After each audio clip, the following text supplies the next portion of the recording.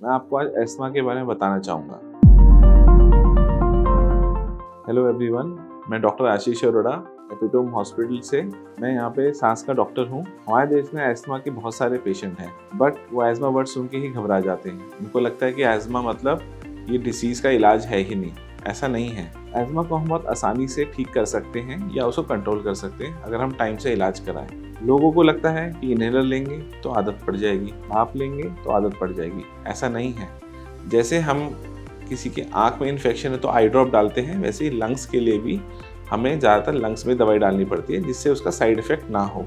तो एस्थमा होता क्या है? इसे एक इन्फ्लेमेशन कहते हैं जो फेफड़ों के रास्तों में होती है, जो सांस की नली में होती है। अगर वो इन्फ्लेमेशन होती है तो बलगम जमता है, आपकी सांस फूलेगी, आपकी खांसी आएगी।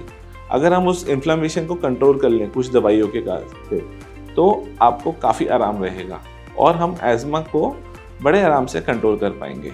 बट अगर वही हम उसका ट्रीटमेंट ना कराएं, हम घर बैठे रहें, हम सोचें कि अपने आप ठीक हो जाएगा, तब आपको तकलीफ़ें आना स्टार्ट होंगी। स्टार्टिंग में जब पेशेंट यंग होता है तो उसको एस्थमा के खांसी से या सांस फूलने से उतना फ़र्क नहीं पड़ता है, पर लेकिन बाद में जैसे जैसे उम्र बढ़ती है, वो जो हम ठीक कर सकते थे उस बीमारी को, वो फिर ना इलाज की तरफ शिफ्ट हो जाती है।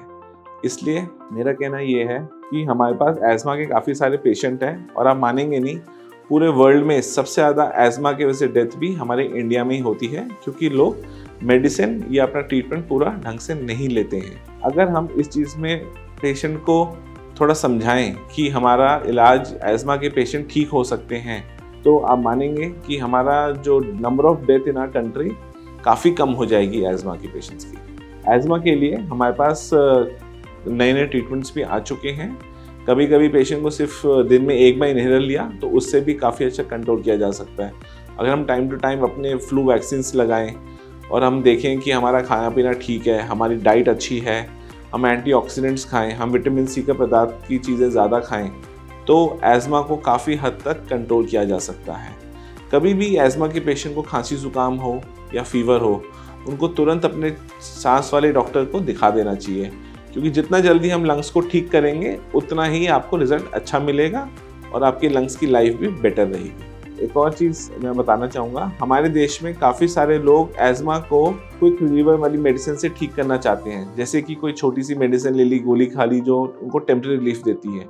ये मेडिसिन काफ़ी हार्मफुल होती हैं, क्योंकि इसके यूज़ से आपको कुछ दिन तो अच्छा लगेगा, पर बाद में यही बीमारी नाइलाज में कन्वर्ट हो जाती है। तो मेरा आप सबको यही कहना है कि एस्थमा है तो घबराइए मत। उस बीमारी को काफ़ी हद तक हम कंट्रोल कर सकते हैं और हम एक नॉर्मल लाइफ जी सकते हैं। एस्थमा का पेशेंट भी एक नॉर्मल लाइफ जी सकता है अगर उनका रेगुलर फॉलोअप रहे अपने डॉक्टर के साथ और वो सारी मेडिसिन जैसा बताएं लें।